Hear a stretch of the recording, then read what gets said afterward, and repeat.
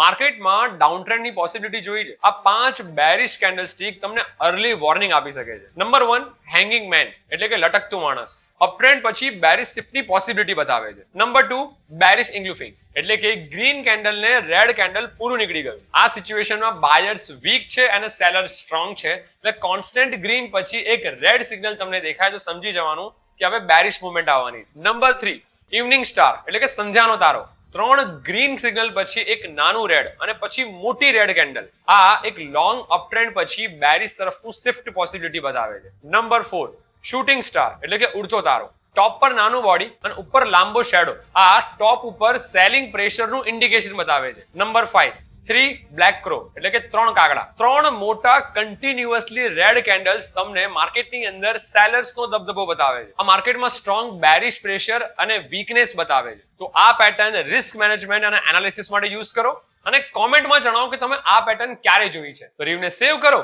અને એલર્ટ રહો.